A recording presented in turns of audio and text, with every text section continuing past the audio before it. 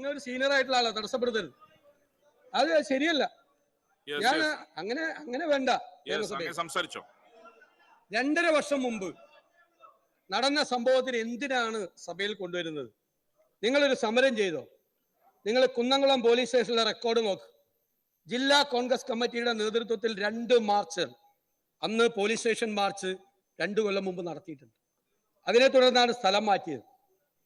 മർദ്ദനമേറ്റു എന്ന് പറഞ്ഞു. ആരെങ്കിലും വിചാരിക്കും ഒരു നിസ്സാരമായ കേസിൽ ഇത്രയും ക്രൂരമായ മർദ്ദനം ഏറ്റുവാങ്ങുമെന്ന്? അതറിയാവുന്നത് നിങ്ങൾക്ക് മാത്രമാണ്.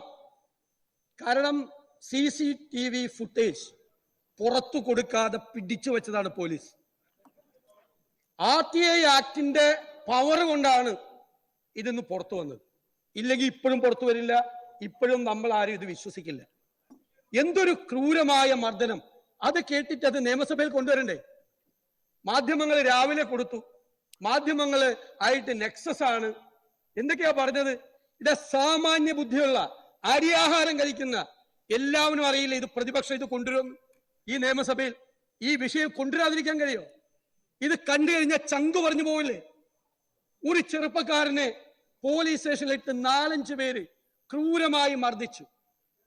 വിഷ്വലിൽ കാണുന്നത് മാത്രമല്ലല്ലോ, കാണാത്ത സ്ഥലത്തു കൊണ്ടുപോയി ഇവിടെ വിശദീകരിച്ചു. കാണാത്ത സ്ഥലത്ത് കൊണ്ടുപോയി ക്രൂരമായി മർദ്ദിച്ചു. ഇതിനെ ന്യായീകരിക്കാൻ പറ്റുമോ ആർക്കെങ്കിലും? അതിനെയാണോ ന്യായീകരിക്കുന്നത്? എന്നിട്ട് അയാൾക്ക് കേസുണ്ട്, കുറെ കേസ്. എന്തൊക്കെയാ കേസ്? കൊറോണ കാലത്ത് കുന്നംകുളത്ത് ജാഥ നയിച്ചു. കൊറോണ കാലത്ത് ഇന്ധനവില വർധനവിനെതിരായി റോഡ് ഉപരോധം, ക്രമസമാധാന പ്രശ്നം മുന്നിൽ കണ്ട് പ്രിവന്റീവ് ഡീറ്റൻഷൻ, കുന്നംകുളം MLA മൊയ്തീന്റെ വീട്ടിൽ റെയ്ഡ് നടന്നത് അറിഞ്ഞ് എത്തിയതിന്, സംശയാസ്പദമായി കണ്ടതിൽ വെച്ച് ജാഥ നടത്തിയതിന്. ഇതൊക്കെ ഇവിടെ ഇരിക്കുന്ന എത്ര പേർക്കെതിരെ കേസുണ്ട്? ഞങ്ങളെ കൊണ്ടുപോയി പോലീസ് സ്റ്റേഷനിൽ കൊണ്ടുപോയി ഇതുപോലെ മർദ്ദിക്കുവോ? ക്രൂരമായി. നിസ്സാരമായ കാരണത്തിൽ കൊണ്ടുപോയാണ്. ഒരു കൊലപാതകിയല്ല, ഒരു തീവ്രവാദിയല്ല, പോലീസിനെ കയ്യേറ്റം ചെയ്തിട്ടില്ല. മദ്യപിച്ചു എന്ന് കള്ളക്കേസുണ്ടാക്കി. പരിശോധിച്ചപ്പോ മദ്യപിച്ചിട്ടില്ല എന്ന് പറഞ്ഞു. ഒരു കുഞ്ഞിനെയല്ലേ നിങ്ങൾ? വല്ലോന്റെ മക്കളല്ലേ? എന്നിട്ട് അതിനെ വന്ന് ന്യായീകരിക്കുകയാണ് നിങ്ങൾ. ഒരു നാണവുമില്ല.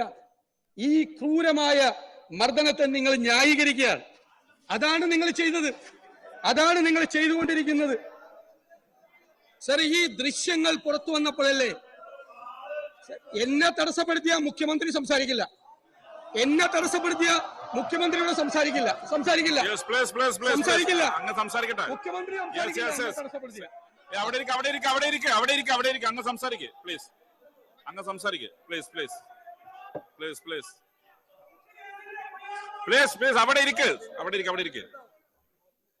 സാറേ, പോലീസിനെ തിരുത്താനല്ല നിങ്ങൾ ശ്രമിച്ചത്.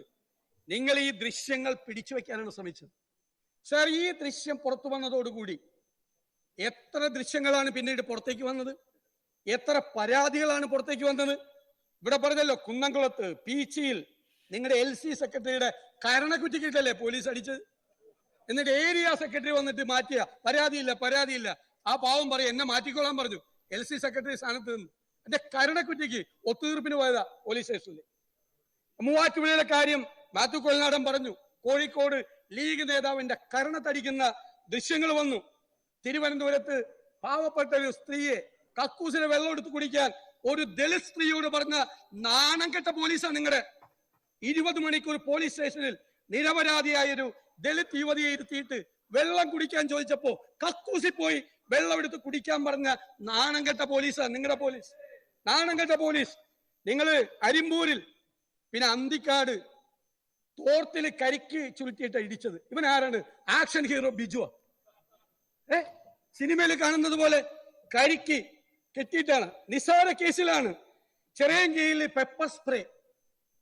നിങ്ങൾ എന്നു മുതലാണ് കരിക്കും പെപ്പർ സ്പ്രേയും പോലീസിന്റെ ആയുധമാക്കി അംഗീകരിച്ചത്?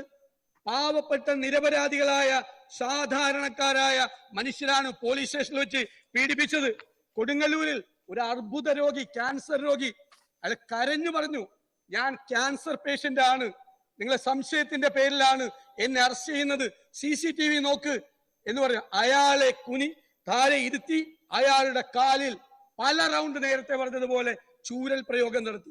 ക്യാൻസർ പേഷ്യന്റ് ആണ് എന്ന് പറഞ്ഞിട്ട് അടൂരിൽ നിങ്ങളുടെ DYFIയുടെ മേഖലാ സെക്രട്ടറി അല്ലേ 2 മണിക്കൂർ കൊണ്ടൊരു കള്ളക്കേസ് എടുത്ത് സ്റ്റേഷനിൽ കൊണ്ടുപോയി ക്രൂരമായി മർദ്ദിച്ചത്. ആ മേഖലാ സെക്രട്ടറിയുടെ അപ്പനും അമ്മയും പറഞ്ഞെന്താ?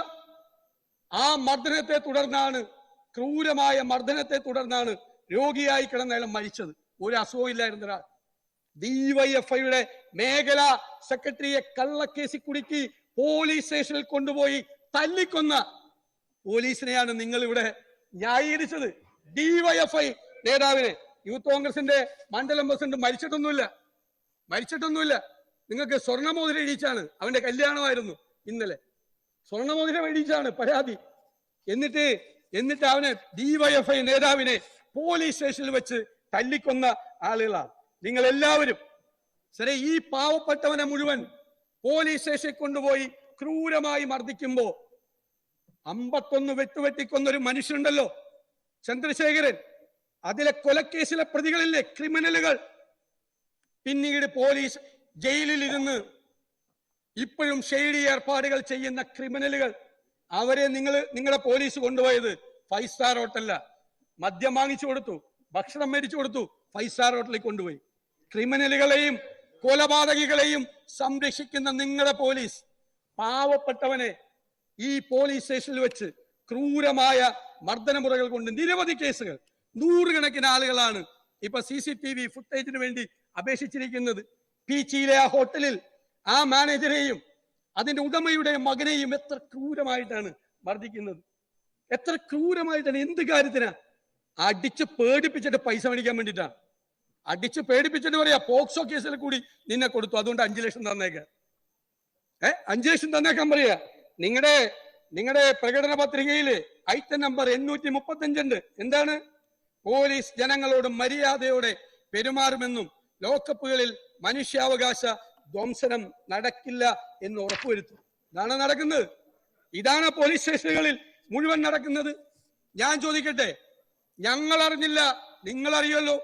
മുഖ്യമന്ത്രി, അങ്ങല്ലേ ആഭ്യന്തര വകുപ്പിന്റെ ചുമതലയുള്ളയാൾ, അങ്ങയുടെ കീഴിൽ ഒരു ഇന്റലിജൻസ് സംവിധാനം ഇല്ലേ, സ്പെഷ്യൽ ബ്രാഞ്ച് ഇല്ലേ? ഈ ക്രൂരമായ ആക്രമണങ്ങൾ നടന്നത് പോലീസിന്റെ മുതിർന്ന ഉദ്യോഗസ്ഥർ അറിയാലോ. അവരുടെ അടുത്ത് പരാതികൾ വന്നിട്ടുണ്ടല്ലോ.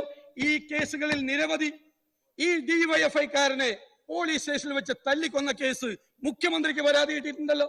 ഇവിടെ മുഖ്യമന്ത്രിക്ക് പരാതി അയച്ചാന്ന് ചോദിച്ചു. ഇവിടെ DYFIക്കാരനെ സ്റ്റേഷനിലിട്ട് തല്ലിക്കൊന്നിട്ട് നടപടിയെടുക്കാത്ത ഈ മുഖ്യമന്ത്രിയാണോ യൂത്ത് കോൺഗ്രസ് മണ്ഡലം പ്രസിഡന്റിന്റെ പരാതി കൊടുത്താൽ നടപടിയെടുക്കുന്നത്? ആണോ? ലോക്കൽ സെക്രട്ടറിയുടെ കരണത്തടിച്ചിട്ട് നടപടിയെടുക്കാത്ത ആ മുഖ്യമന്ത്രിയുടെ കയ്യിൽ പരാതി ഉണ്ടല്ലോ. നിങ്ങളുടെ സ്പെഷ്യൽ ബ്രാഞ്ച് എന്താണ്? നിങ്ങളുടെ ഇന്റലിജൻസ് സംവിധാനം നിങ്ങളെ ഇതൊന്നും അറിയിക്കുന്നില്ലെങ്കിൽ ആ ഇന്റലിജൻസ് സംവിധാനം പിരിച്ചുവിടത്.